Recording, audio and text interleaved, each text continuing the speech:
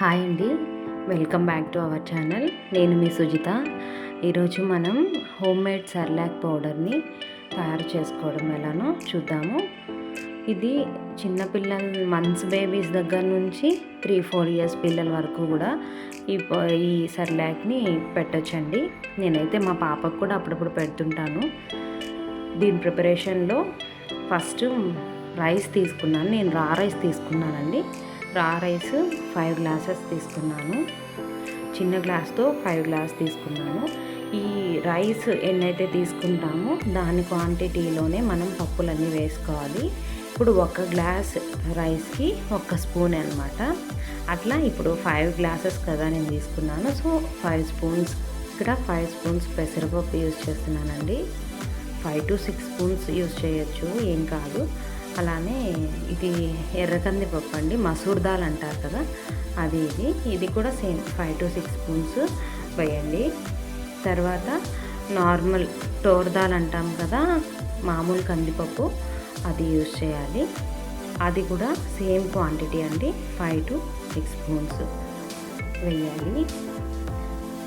తర్వాత ఈ సెర్లాక్ చాలా మంచిదండి పిల్లలకి, చాలా హెల్తీగా ఉంటారు పిల్లలు ఇది పెట్టడం వలన.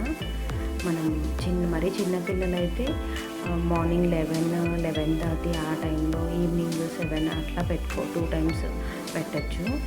నేనైతే 1 టైం యూజ్ చేస్తానండి మా బాబుకి. సో ఇక్కడ నేను మినప్పప్పు యూజ్ చేస్తున్నాను. మినప్పప్పు 1.5 గ్లాస్ వేసాను. తర్వాత రాగులు కూడా 1.5 గ్లాస్ వేసానండి. తర్వాత సజ్జలు అంటాం కదండి, అవి 1.5 గ్లాస్ వేసానండి. ఇవన్నీ వేసి పక్కన పెట్టుకున్నాను. తర్వాత మనం డ్రై ఫ్రూట్స్ కూడా అలానే వేసుకోవాలి. నేను కొన్ని డ్రై ఫ్రూట్స్ మాత్రమే వేసాను. మీ దగ్గర ఏవి అవైలబుల్గా ఉంటే అవి వేసుకోవచ్చు. నేనైతే ఒక 5 వాల్నట్ తీసుకున్నాను. ఈ వాల్నట్ షెల్వి చాలా బాగుంటాయండి. వితౌట్ షెల్ ఉంటే అవి కొంచెం కొద్ది రోజులకే స్మెల్ వస్తాయి. సో నేను షెల్వి యూజ్ చేశాను.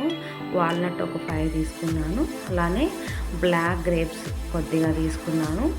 తర్వాత బాదం కొన్ని, ఒక ఎండు ఖర్జూరం ఒక 10 తీసుకున్నాను. తర్వాత కొంచెం కాజు, తర్వాత వేరుశనగ గుళ్ళు, ఇవన్నీ వేసి వీటిని బాగా వాష్ చేసుకోవాలి. ఫస్ట్ మనం రైస్ పప్పులు వేసి పెట్టుకున్నాం కదా, దాన్ని వాష్ చేసుకున్నాము. ఇది 1 or 2 టైమ్స్ కాదండి, ఒక 3-4 టైమ్స్ బాగా వాష్ చేయాలి. ఎందుకంటే అన్ని రకాల పప్పులు ఉన్నాయి కదా, సో అవన్నీ కూడా నీట్గా క్లీన్ అవ్వాలి అంటే ఒక 4-5 టైమ్స్ ఖచ్చితంగా వాష్ చేయాలి. వాష్ చేసిన తర్వాత ఫుల్గా వాటర్ వేసి ఇలా మనం ఓవర్ నైట్ వీటిని నానబెట్టాలి. ఫుల్గా నైట్ మొత్తము నానబెట్టుకోవాలి. అలానే సేమ్ డ్రై ఫ్రూట్స్ కూడా మనము ఏవైనా యూజ్ చేసుకోవచ్చు. డ్రై ఫ్రూట్స్లో లాస్ట్ టైం అయితే పంప్కిన్, ఇంకా చియా సీడ్స్ ఇవన్నీ కూడా వేసాను. ఇప్పుడు మాత్రం అవి వేయలేదు. డ్రై ఫ్రూట్స్ని కూడా ఇలానే ఒకసారి వాష్ చేసుకునేసి, డ్రై ఫ్రూట్స్ ఎక్కువగా వాష్ చేయక్కర్లేదు. సో 1 టైం వాష్ చేసి తర్వాత వీటిని కూడా వాటర్ వేసి అలానే సేమ్ ఓవర్ నైట్ నానబెట్టుకోవాలి.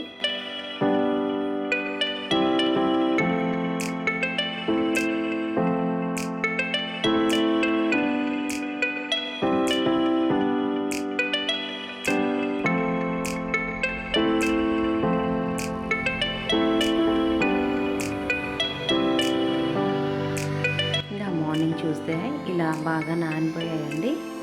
బాగా నానిన తర్వాత ఈ వాటర్ని మళ్ళీ పడేసి వేరే వాటర్ని ఇంకోసారి వేసి కడిగి మళ్ళీ ఇంకోసారి వాటర్లో వేసి తర్వాత మనం డ్రైన్ చేసుకోవాలి.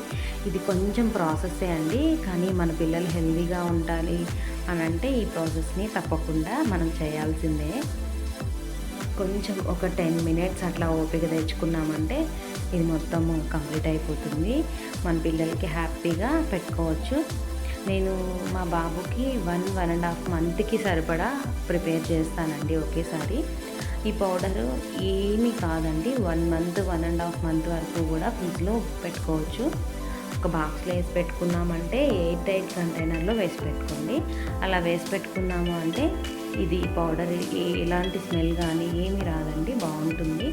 సో ఇట్లా అన్ని పప్పుల్ని డ్రైన్ చేసుకొని పక్కన పెట్టుకోవాలి. తర్వాత మనము ఆల్రెడీ వాష్ చేసి పెట్టుకున్నాం కదా డ్రై ఫ్రూట్స్, వాటిని కూడా సన్నగా పీసెస్గా కట్ చేసుకొని ఎండబెట్టుకోవాలండి. ఇలా రెండింటిని ఒక క్లాత్లో వేసి బాగా సన్లో ఆరబెట్టుకోండి. బాగా ఎండిన తర్వాత మనకి సౌండ్ వస్తుంది, తెలిసిపోతుంది అప్పుడే ఎండినవని. సో ఎండిన తర్వాత ఇలా ఒక బాండిల్ పెట్టుకొని, కొంచెము మందంగా ఉండే బాండిలే పెట్టుకోండి. దాంట్లోకి కొద్దిగా ఈ పప్పులన్నీ వేసుకొని ఇవి సపరేట్గా ఫ్రై చేసుకోవాలి. రెండు మిక్స్ చేసామంటే డ్రై ఫ్రూట్స్ తొందరగా మాడిపోతాయండి. సో వీటిని సపరేట్గా మనం రోస్ట్ చేసుకోవాలి. దీనిలోకి నేను కొంచెం జీలకర్ర అలానే కొన్ని మిరియాలు వేసానండి. పిల్లలకి డైజెషన్ అనేది అవ్వాలి కదా, సో డైజెషన్ కోసము జీలకర్ర వాడాను. మిరియాలు కొంచెం వాళ్ళకి ఉప్పు కారం అనేది తగలాలి, తెలియాలి కదా, సో మిరియాలు కూడా యూజ్ చేశాను. సో జీలకర్ర మిరియాలు యూజ్ చేసి ఇక్కడ రోస్ట్ చేశానండి. ఇలా రోస్ట్ చేసిన తర్వాత రైస్ చాలా వైట్ కలర్కి వచ్చేస్తుంది. బాగా వైట్ కలర్కి వచ్చింది అంటే మనకి పప్పులన్నీ కూడా రోస్ట్ అయినట్టు. సో ఇలా బాగా రోస్ట్ చేసుకునేసి పక్కన పెట్టుకోవాలి. తర్వాత డ్రై ఫ్రూట్స్ని రోస్ట్ చేసుకోవాలి. డ్రై ఫ్రూట్స్ త్వరగా వేగిపోతాయండి. ఇక్కడ గ్రేప్స్ అలానే డ్రై డేట్స్ ఇవి కొన్ని మనకి వేగవు. ఇలా రోస్ట్ కానివి కూడా ఏం ప్రాబ్లం లేదండి, అలా రోస్ట్ కాకపోయినా ఏం కాదు. మనం ఒకసారి బాండీలో వేసి రోస్ట్ చేస్తాం కదా, సో నో ప్రాబ్లం. ఇలా రోస్ట్ చేసిన తర్వాత బాగా చల్లారనిచ్చి మనం మిక్సీ పట్టుకోవాలి. అన్నీ కలిపేసి మిక్సీ పట్టుకోవాలి, సపరేట్గా కాదు. సో అన్నీ వేసుకునేసి మిక్సీ పట్టుకొని చాలా ఫైన్ పౌడర్ లాగా చేసుకోండి. అన్ని జార్లు ఫైన్ పౌడర్ లాగా చేసుకోండి. లాస్ట్లో ఒక్క జార్ మాత్రమే కొంచెం మరీ అంత ఫైన్గా చేయొద్దు, కొంచెం లావుగా బరకగానే చేయండి. ఆ తర్వాత అంతా మిక్స్ చేసుకొని ఒక బాక్స్లో వేసి పెట్టుకోండి. తర్వాత మనం కావాలన్నప్పుడు ఇది పౌడర్ వేసుకొనేసి, పౌడరు ఒక స్పూన్కి 1 గ్లాస్ వాటరు వేసుకోవాలి. మనం సేమ్ అనమాట, రైస్ పప్పులు ఎలా వేసామో అలానే 1 గ్లాస్ వాటర్కి 1 స్పూన్ పౌడర్ వేసుకోవాలి. మనం ఎన్ని గ్లాసులు వేసుకుంటే అంత ఇలా చేసుకోవాలండి. Thank you.